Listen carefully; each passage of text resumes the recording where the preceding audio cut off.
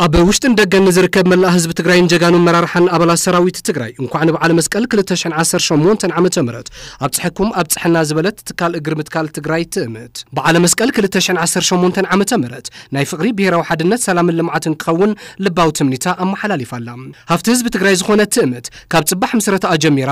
ኣብ ዝተፈላለዩ እዋናት ብሰብ ሰራሕን ተፈጥሮአውን ሓደጋታት ዝደቀቀ ቁጠባ ትግራይ ንምድጋፍን ንምሕዋይን ማእገር ማሕበረ ቁጠባዊ ሕውየትን ዕቤትን ምዃና ብምርግጋጽ ኣብ ዕቤትን ምዕባለን ትግራይ ወንታው እጃማና ተዋጻት ከም ዝመጸት ድማ አፍሊጣላ ይኹን እምበር ኣብ ልዕሊ ህዝብ ትግራይ ዝተፈጸመ ጽንተታዊ ኹይናት ኣብ ልዕሊ ትካላት ትእምቱን እንተኾነ ትሉም ስርዓታዊ ዕንወትን ብርሰትን ክበጽሕን በመግባር ህዝብ ትግራይ ሓደ ገዚፍ ናይ ሕውየትን ልምዓትን ዓቕሙ ክስእን ተገይሩሉ ድማ ይላላ በቲ ጀኖሳይዳዊ ኹይናት ተቢሉ ኣብ ልዕሊ ትካላት ሰራሕተኛታት ትእምት ዝበጽሕም ሞት ሞራልን ስነ አእምሮውን በሰላም ተወሳኺ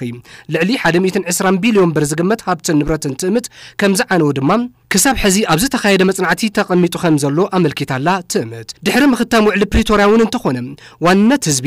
ትካላውነትን ሕጋውነትን ክረጋገጽ ስለዘይከኣለም ዝርከቡ ዓቕሚ ትእምት ንሕውየትን ዳግመ ህንጸትን ትግራይ ክውዕል ኣይከኣለን ኢላላ ትእምት ስለዝኾነውን ቤት ምኽሪ ትእምት ኣመራርሓን ሰራሕተኛታትን ትእምት ምስ መላእ ህዝቢ ብምውዳድ ዋንነት ትካላውነትን ሕጋውነትን ትካላት ትእምት ክምለስ ብምግባር እዘን ትካላት ኣብ ሕውየትን ዳግመ ህንጸትን ትግራይ ዝዓዘዘ ገደ ንኽህልዎን ዘኽእል ኩለ መዳያዊ ቃልሲ እናተኻየደ ከም ዝርከብ ድማ ኣመልኪታላ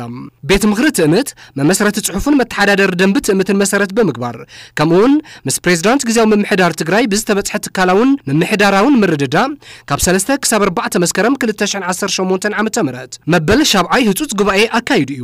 ውሳነታት እዚ ሻብዓይ ህጹጽ ጉባኤ ትእምትን በቢሮ ፍትሒ ግዚያዊ ምምሕዳር ትግራይ ሕጋዊ ፍልጦ በመርካብ ብዕለት 13 መስከረም 2018 ዓመተ ምህረት ተረጋጊጹ ጸዲቁ ከም ዘሎ ዘመልከተ ትእምት ንመላ ህዝብ ትግራይ ከምኡን ነመራርሐን ሰራሕተኛታትን ትእምት በዝጋጣሚ እንቁ ዓብጽሕኩም ክትብል ናይ ተሐጓስ መልእኽታ አመሓላሊፋላ ነዚ ዋንነት ህዝቢ ትካላውነትን ሕጋውነትን ትእምት መሰረት በምግባር ድማ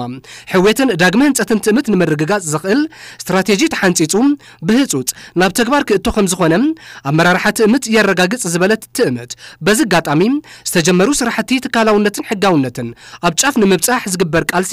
ዝያዳ ተጠናኺሩ ክቕጽል መላእ ህዝብና እናገበሮ ዝጸንሐ ቃልሲ ኣጠናኺሩ ክቕጽል ብኽብርና ጸውዐት እንኳዕ ንበዓለ መስቀል 2018 ዓመተ ምህረት ኣብጽሕኩም ክትብል መልእኽቲ ሰናይ ትምኒታ ኣመሓላሊፋላ